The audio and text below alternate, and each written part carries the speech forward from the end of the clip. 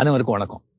RMV the king maker the documentary இதில் அவரை பற்றி பேசுறதுல எனக்கு ரொம்ப மகிழ்ச்சி. ஸோ எனக்கு ரொம்ப நெருக்கம் மரியாதை கொடுத்து என்னோட அன்பா என் மேலே அவ்வளோ அன்பா காட்டினவங்க ஒரு 3-4 பேருங்க.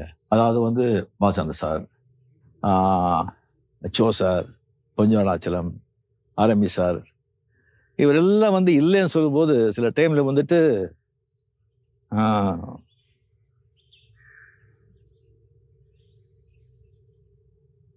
ரொம்ப மிஸ் பண்றோம். அது இந்த பாஷா விழாவில் 100 days விழாவில் அவரு ஸ்டேஜில் இருந்தார் ப்ரொடியூசரா. அந்த வெறிகுண்டு கலாச்சாரத்தை பற்றி நான் பேசினேன். எனக்கு அவ்வளோ பேசியிருக்கேன். அவரை வச்சுட்டு மினிஸ்டராக வச்சுக்கிட்டு அதை பற்றியும் நான் பேசக்கூடாது. அந்த அளவுக்கு அப்போ எனக்கு ஒரு தெளிவோ இல்லை ஒரு ஏதோ இல்லை. அதை பற்றி பேசிட்டேன்.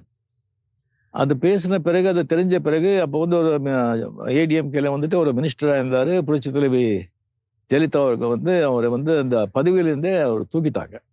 மினிஸ்டர் பதவியிலேருந்து தூக்கிட்டாங்க.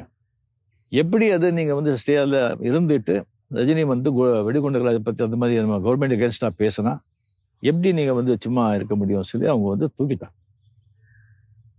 அது தெரிஞ்ச உடனே எனக்கு அப்படியே எனக்கு ஆடி போச்சு. எனக்கு என்னடா இது என்னாலே தான் இப்படி ஆச்சு அப்படின்னு சொல்லிட்டு நைட்டெல்லாம் எனக்கு தூக்கம் வருது. ஃபோன் பண்ண நைட்டு அங்கே யாரும் எடுக்கல. மார்னிங் ஃபோன் எடுக்கும்போது இந்த மாதிரி தான் எக்ஸ்ட்ரீம்லி சாரி சார், இந்த மாதிரி பண்ணி ஆயிடுச்சு, என்னாலே தான் ஆச்சுன்னு சொன்னால் அவர் ஒன்றுமே நடக்காத மாதிரி, ஏன் அதை நீங்கள் விடுங்க, நீங்கள் அதை பற்றி ரிசீவ் பண்ணுறீங்க, அதுவும் என்ன அது, ஐயா நீங்கள் மனசுலே வச்சுக்க வேண்டாம், நீங்கள் விட்டுடுங்க, நீங்கள் ஹாப்பியாக இருங்க, என்ன ஷூட்டிங்கு அப்படின்னு சில சாதாரணமாக கேட்குறாங்க.